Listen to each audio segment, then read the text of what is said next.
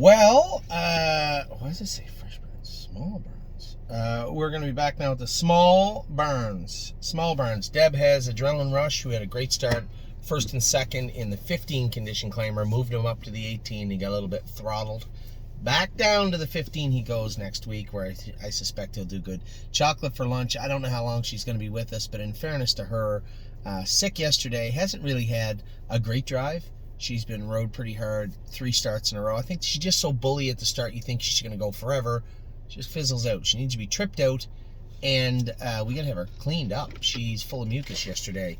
So at that point, I think it'd be fair to make a decision. I don't think she's going to be long for the stable, but at the same token, you got to be fair to the filly. Clean her up, race her another time or two, and then we'll see. 3-point blue chip back jogging now for Julie Miller, just waiting for some videos. It's in the heart of the stake season for everybody, so I'm sure when Julie gets a second to shoot me off a video, she will. Kings County, quite the video Brett and Stacy Miller sent. Wow, 52-3. This horse win parked the entire mile. Doesn't get much better than that. That was an incredible bionic mile from Kings County. Mark Beckwith, Bomb Hugger, an okay mile. An okay mile the other day. I would have liked to see a little bit more, but she is coming off the virus. So an okay mile for Bomb Hugger. Patrick the Piranha A, right up there with the way Kings County's been racing all year. Mark Beckwith has had him tremendous. He's actually going to the Gold Cup and Saucer. He is on his way back to Ontario, going to rest for a day and a half, and then he's off to Prince Edward Island for Saturday's Gold Cup and Saucer trial number 1. Walk on the Moon popped 2 quarter cracks. Not 1, 2 the other day. Made a break in the first turn. I said, well, Mark, he's not really a half-mile track horse. Why don't we focus on Plain Ridge? He said, yes. He said, just let me clean up his quarter cracks behind, and then we'll race him. Where are we at here? Jason Robinson has raced Blue Bayou Dio and I got this wrong. Blue Bayou Dio and Leaps and Bounds was second, both second and fourth the other day, but Leaps and Bounds raced huge. Johnny kind of used Blue Bayou Dio a little harder, and then it was Greg Schoner after sent me a message and said, hey, what about the Distinction C for her? He said, I know she's a good filly, but there's a couple that are going to give her a tough time in the Bs.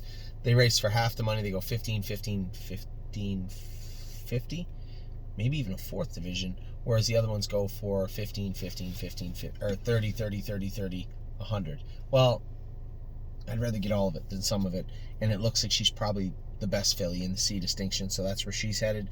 Ross Leonard, Massive Profit, Mo Power Baby, both racing pretty good. They've had their moments.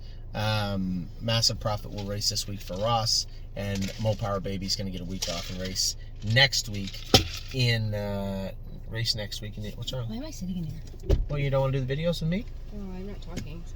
Well, you're welcome to talk. You're welcome to interject whatever you'd like. No? Nothing? Okay. So that's Ross Leonard. Megan Scran has Crantini, unbeaten in Pennsylvania, looks great. His next start will be next Sunday at the Poconos. More Than You Know races tonight. Our lone starter at the stable.ca. Can't wait to see him race. Silent Assassin is in tomorrow at Monticello. Wally Hennessy, Hall of Fame driver. Wally Hennessy will drive Silent Assassin and tie one on. I believe Megan said wanted to qualify her this week, so that'll be fine. Qualify her this week. She'll race next week, and then onward and upward with her. Be back in a minute. We have all our regular burns in just a second.